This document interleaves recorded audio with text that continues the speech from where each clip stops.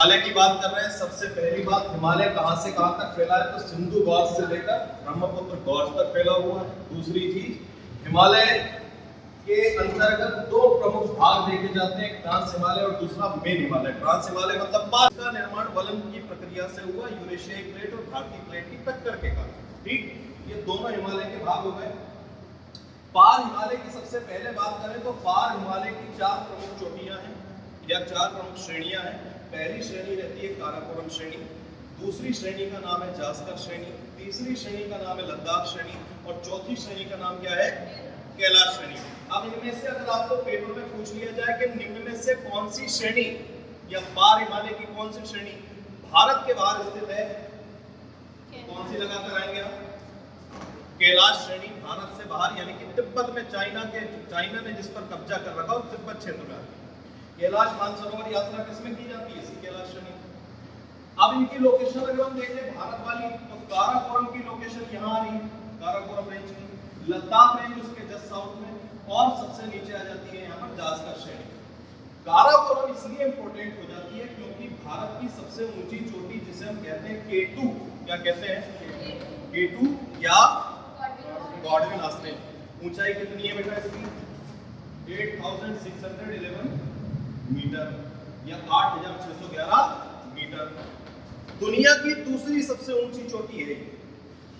कौन सी है ये? दुनिया की दूसरी सबसे ऊंची चोटी। क्यों? क्योंकि दुनिया की सबसे ऊंची चोटी कौन सी है? Mount Everest. माउंट एवरेस्ट के बाद में इसकी ऊंचाई कितनी? 8850। तो इसकी ऊंचाई कितनी है? तो दूसरी कौन सी हुई? यही। तो दुनिया की दूसरी सबसे ऊंची चोटी। दूसरी सबसे महत्वपूर्ण विशेषता, ये भारत की सबसे ऊंची चोटी। ये क्या है? भारत की सबसे ऊंची चोटी है।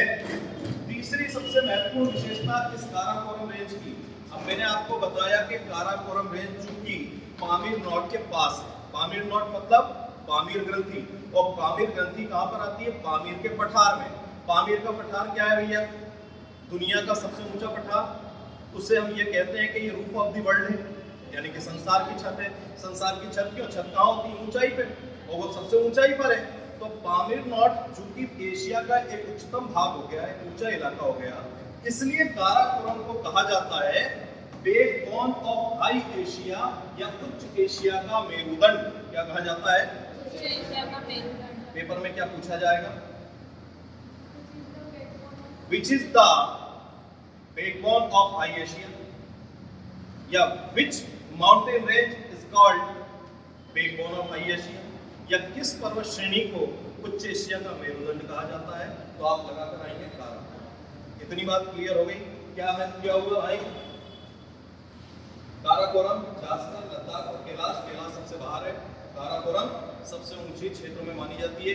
भारत की सबसे ऊंची चोटी इसी में मानी जाती है। इसके अलावा आप देख रहे हैं कि इसका प्रादेशिक विभाजन, अगर आपसे पेपर में पूछ ले कि किसने या किस भूगर्भ शास्त्री ने हिमालय क्षेत्र को प्रादेशिक क्षेत्रों में बांटा था, या डिविजनल उसमें कहें कि रीजनल डिवीजन किया था, तो रीजनल डिवीजन करने वाला या प्रादेशिक क्षेत्रों में बांटने वाला व्यक्ति था सर सिडनी बुर्राट। क्या नाम था उनका? Sir Sidney Burrard. और इन सर सिडनी बुर्राट ने हिमालय को कितने प्रादेशिक भागों में बांटा? सबसे पहला था पंजाब हिमालय। कौन सा था बेटा? पंजाब। दूसरा था कुमाऊं हिमालय, तीसरा नेपाल हिमालय, चौथा असम हिमालय। सिंधु नदी के क्षेत्र से लेकर यहाँ सतलज नदी तक का क्षेत्र किसके अंतर्गत आ रहा है? पंजाब हिमालय। क्यों कहा इसे पंजाब हिमालय? क्योंकि यहाँ 5 नदियां हैं, और 5 नदियों के नाम क्या है? सतलज, रावी, चिनाब, झेलम। ये पांचों किसकी सहायक है? सिंधु। जब हम सिंधु नदी का तंत्र पढ़ेंगे, सिंधु रिवर सिस्टम या इंडस रिवर सिस्टम जब पढ़ेंगे, तो उसमें 5 नदियों को भी पढ़ना है। कौन कौन सी? सतलज, ब्यास, रावी, चिनाब, झेलम। तो ये 5 नदियों का पानी वाला क्षेत्र ही तो पंजाब कहलाया। इसी को तो पंजाब कहा था। पंज मतलब 5, आब मतलब पानी। तो ये कौन सा हिमालय हो गया?